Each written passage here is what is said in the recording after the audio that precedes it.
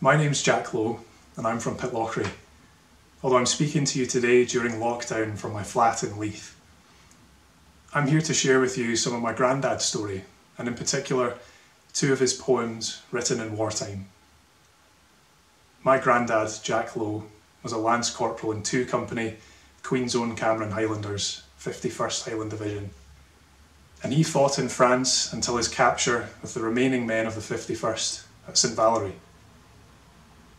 A young man in his early 20s, he went on to spend the rest of the war as a POW in Poland. Before the war, he was a farm worker near Ladybank in Fife, and until he was conscripted, the furthest he had ever travelled was Perth.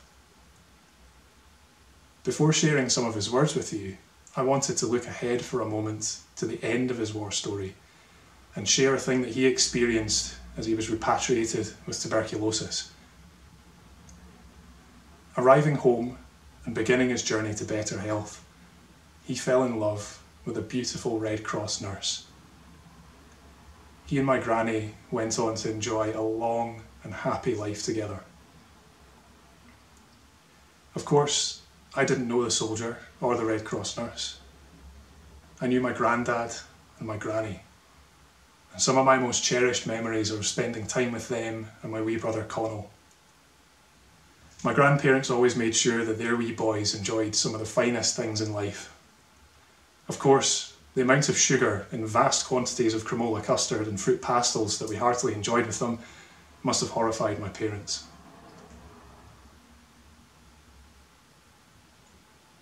Although my hero passed away in 2004, he and I are going to read his poems for you together.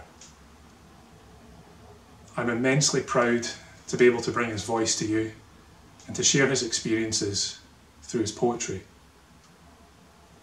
My family and I are immensely fortunate that he recorded a number of cassette tapes in his 70s, and he shares with us a great deal of his life story. It's from these tapes that we can share his poetry in his own words. To listen to his tapes is emotional, to say the least. To hear such a kind and gentle soul describe his wartime experiences is absolutely heartbreaking.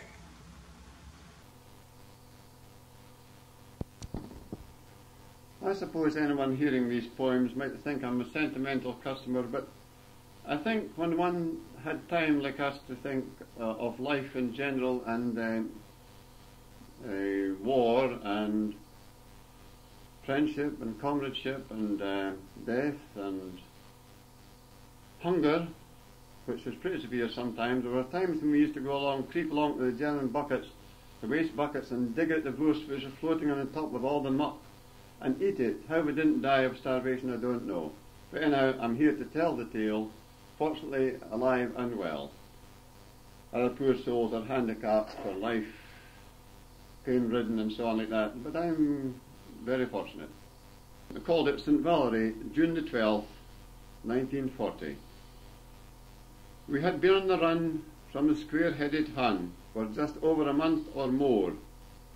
Against 40 divisions, a handful of men were at last driven down to the shore. Our organisation had gone to the dogs. Our food and munitions we had none. But we'll fight on, we said, till the last man is dead and the last round of our ammo is done. The French had surrendered and exposed our flanks.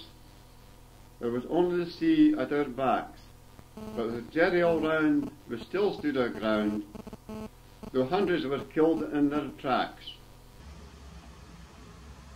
Through the long weary night we still held the town, but the Hun held a height on our flanks. We tried to dislodge him time and again, but a rifle's no use against tanks. They had promised us ships to take us home if we held up the Jerry's attack, but no ships saw we as we gazed out to sea, for the Navy had been ordered back.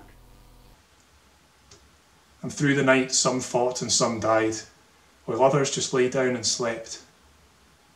By dawn's early light came so tragic a sight that even the strongest men wept.